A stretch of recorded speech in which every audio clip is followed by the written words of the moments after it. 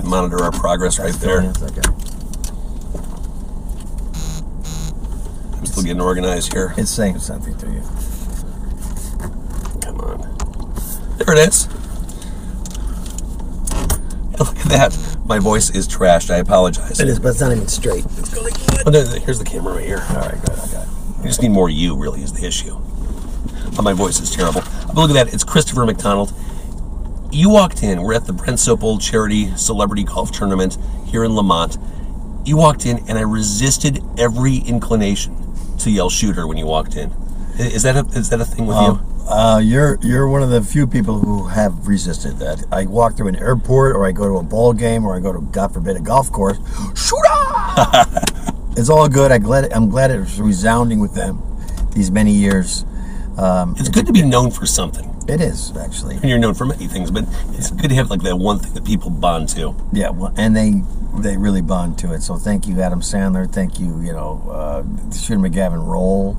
And it wouldn't have happened until I went, I got to meet this Adam Sandler kid. I want to see him on the Saturday Night Live a couple times. He's the funniest, coolest, and smartest, one of the smartest guys I know. So you actually turned down the role. I did. I was so exhausted. I was in upstate. I mean, I was in Washington State doing a John Dole movie with Ray Liotta, and I was exhausted. And I hadn't seen my kids. So the brilliant director of Happy Gilmore, Dennis Dugan, said, "What do you need?" And I said, "Well, I'd love to see my kids. How about we get you a place on the river, and then you could just, have your kids," because the kids were tiny then. I said, "You'll do that?" He said, "Yeah." And then he had to go tell Bob Simons, our producer, yeah, I kind of promised him housing with his kids. And anyway, it worked out, and I'm so glad I did it. It was the offer you couldn't refuse. Well, it was. I mean, hey, you're going to pay me to play golf and play this, really fun villain, and have my kids that can, go home and see my wife and sleep in a bed and see my children in the morning. Yes, I'll do that. So we're at this golf tournament, and you're just bouncing around hole to hole. No, I'm not. I am on 18, and I'm a putt-meister. I've torn my ACL, sadly, playing tennis. So I can't really play the game as much as I'd like to drive and, hit the ball. But that's your anchor. My right leg and knee is my anchor. So I can't hit the ball. So the doctor said another 4 months. So now when I come to these things, I putt and I meet all of the players rather than playing for the foursome, you know what I mean? Well, I feel guilty making you walk all the way to my car. Thank you for doing that. That's all right. You mentioned playing the villain. I think it was AV Club said that there's something about you playing slightly shady types. That's kind of a sweet spot for you, historically. Well, everybody needs, every story needs a bad guy. And I just try to find a different shade to each and every one of them because other than that, I'm just repeating myself. But it's a fun role to play because if you don't have that, that force that comes from the left, and the hero's not heroic.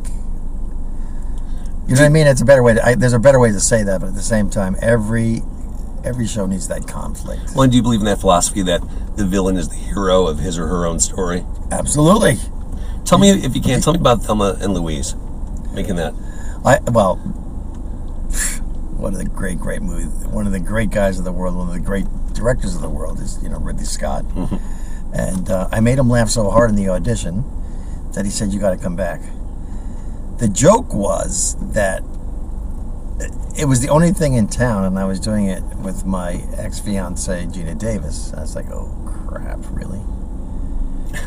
But they wanted me to be the guy who's Harlan, who raped her and gets shot, and I went, no, I'm not doing that.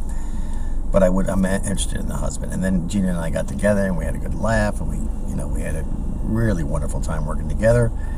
And to this day, it's one of the great films that I've been involved with. So I'm a lucky one of the guy. great films, period. I mean, that's one that will withstand the test of time. But talking about the movies you're in, Requiem for a Dream, Quiz Show, which was such a tremendous movie, The Faculty.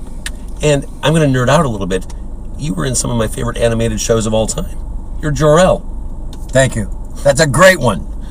How about Iron Giant? Iron Giant, absolutely. Genius.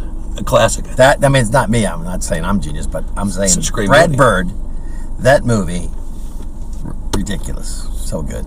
You were also the Superman of the future in Batman Beyond. Exactly. Thank you. You're good. I'm a nerd. Yeah. I love this stuff. Nerd.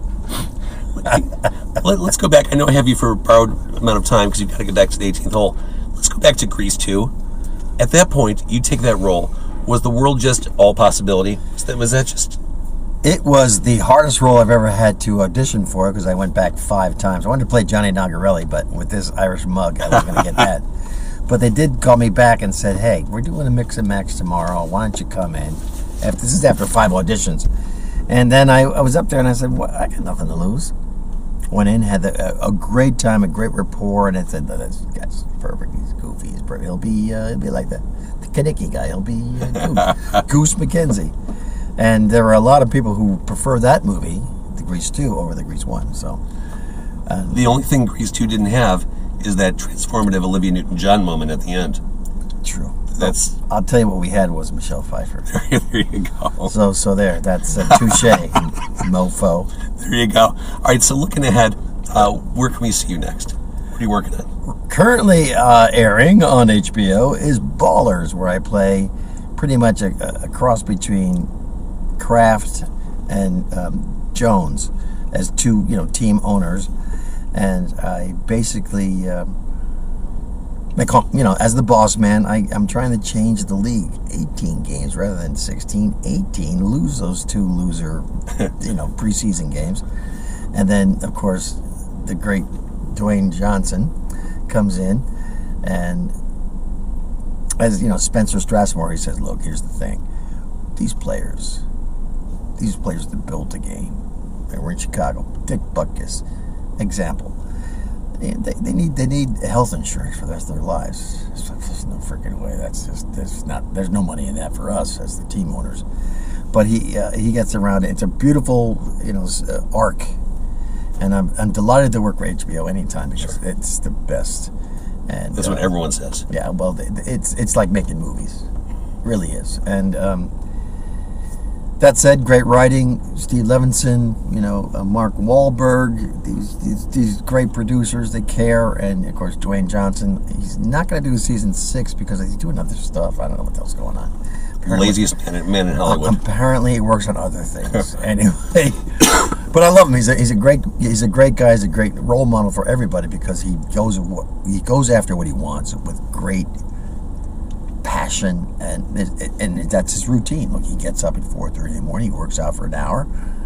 He's already pumped up when he goes to work. He has like 9 meals a day, and then people serve him chicken and rice and broccoli. And God love him. He's a machine. For sure. Yeah, he really is. So Ballers, we can look for you there.